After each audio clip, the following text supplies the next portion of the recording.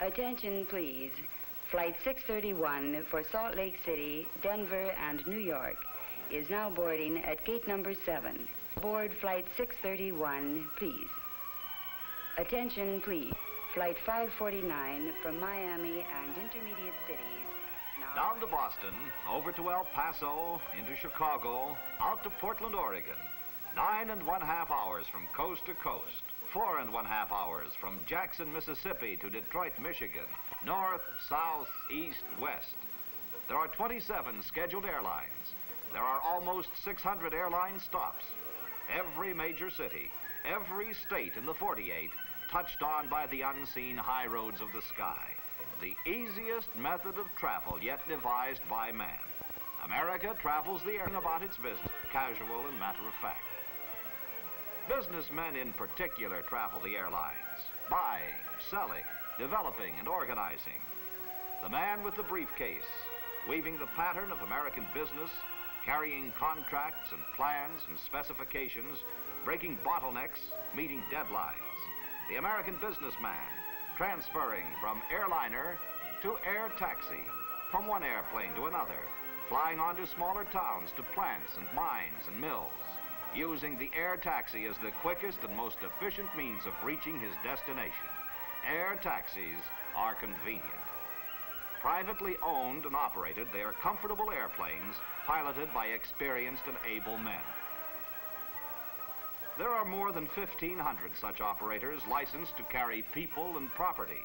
Air transportation is their business. Ground transportation is also being provided for by many airport operators. Transportation after arrival has been a major problem. No one has realized this more clearly than the men who manage the airports. They're finding ways to meet the problem. One answer is the airport courtesy car. These cars are owned and maintained by the airport. They are furnished at a low charge and as a customer service to out-of-town people. Business flying is on the increase. So, too, are the airports providing this courteous service. To the flying businessman, the airport courtesy car is important. It is the last link in his transportation investment.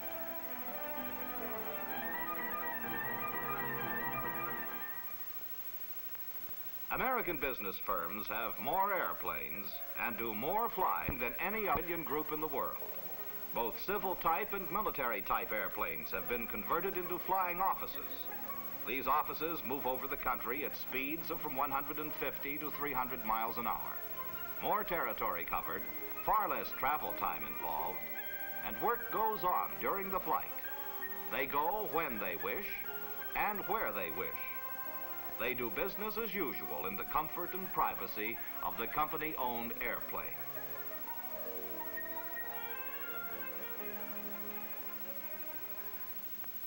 There are aircraft companies that specialize in designing executive airplanes.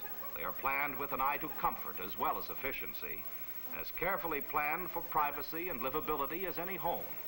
They are designed to fit the needs of the owner, often with a living room area, built-in television, planters. Large picture windows are popular.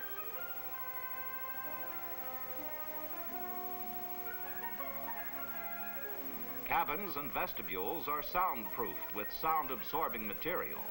Tables and furnishings are specially designed. There is often an air-to-ground telephone. This company vice president flies at 12,000 feet elevation in a corporation-owned Martin B-26 conversion. He travels at 300 miles per hour in a soundproof, pressurized cabin capable of accommodating 16 people.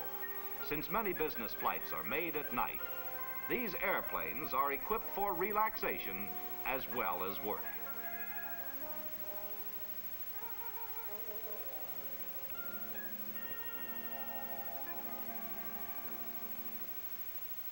Countless businessmen fly their own airplanes.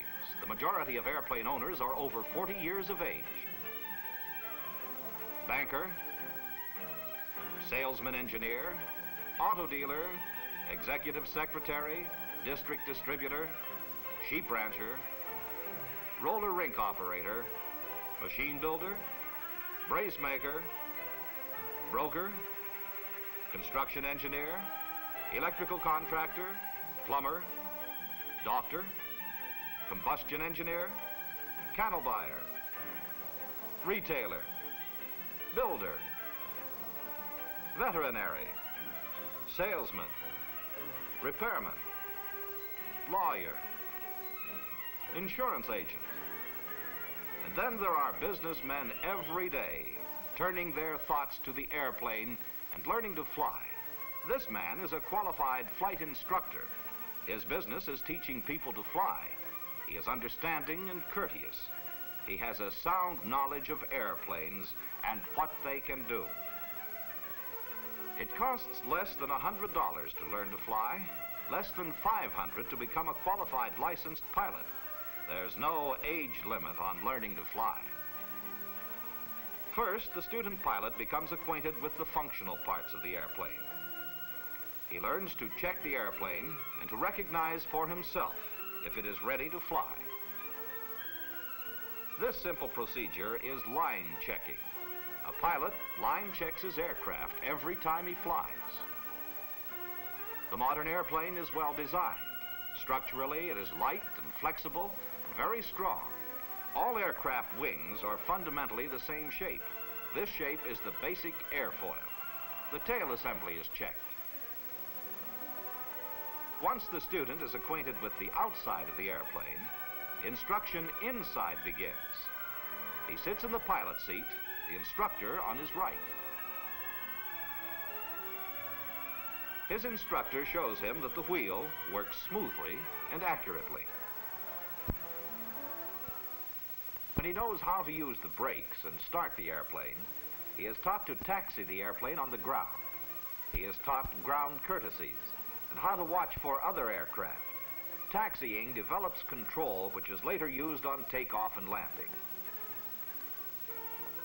The same day, they fly. They stop at the end of the runway, brakes are set, gas is checked. It's opened, and the engine power is checked on each ignition system individually. The carburetor heat is checked by turning it on and off. The throttle is closed to the idling position. This is the engine check. Now the student sees if the airplane's controls move freely and easily. First, the aileron action. Then the wheel forward and back for the elevator. Rudder pedals in and out for the rudder fin. Line check, engine check, and control check are performed before every flight. The instructor releases the brakes, opens the throttle, and as the airplane takes off, dual instruction begins. With the rudder, the airplane is kept from turning. After it has gained speed, the elevator is brought up and the airplane takes off. The airplane is equipped with dual controls, and the student can easily follow the movements of the rudder. He is shown one simple maneuver at a time and then is allowed to practice it. By this method, he learns to fly the airplane exactly where he wants it to go. With less than 5 hours of dual instruction, the average person will handle the airplane in a confident manner. Before a student is allowed to solo, he must be proficient at takeoff and landing. He is taught air courtesy and to fly a good pattern around the airport. He practices many spot landings. By the time he has had 10 hours of dual instruction, he can land and take off with confidence, without help or advice from his instructor. Before a student solos, he must know the basic civil air regulations governing air traffic.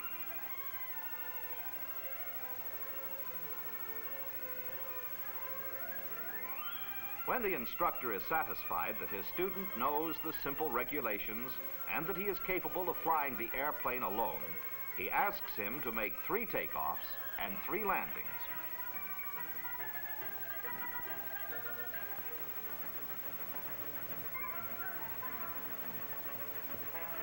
On his first solo flight, the student is required to put into use all that he has learned.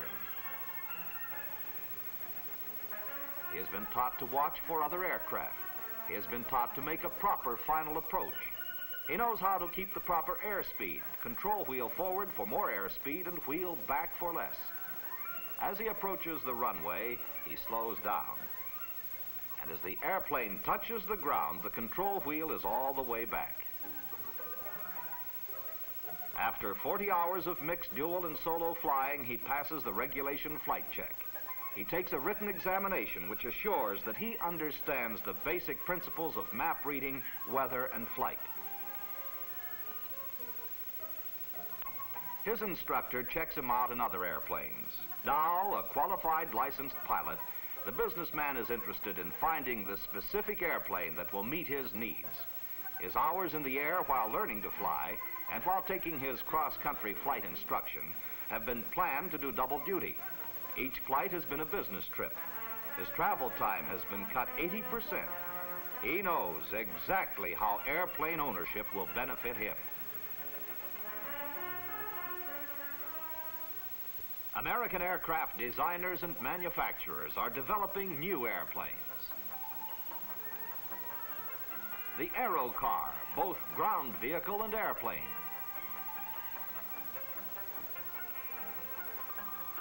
The Hummingbird Channel Wing.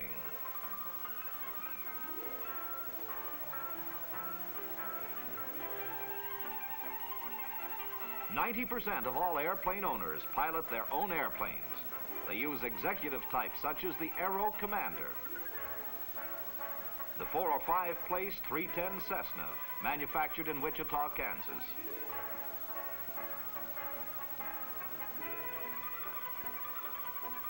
The 6 place Bonanza, also manufactured in Wichita. They use the popular 4 place Bonanza. The Piper Super Cub, a workhorse of the sky. The Call Air from Afton, Wyoming. Aeroncas. Stinsons. Air Coups. Luscombe's. Navions. There are all kinds of airplanes. Their biggest single user is the businessman. The economics of time and travel have made them a vital part of America's life.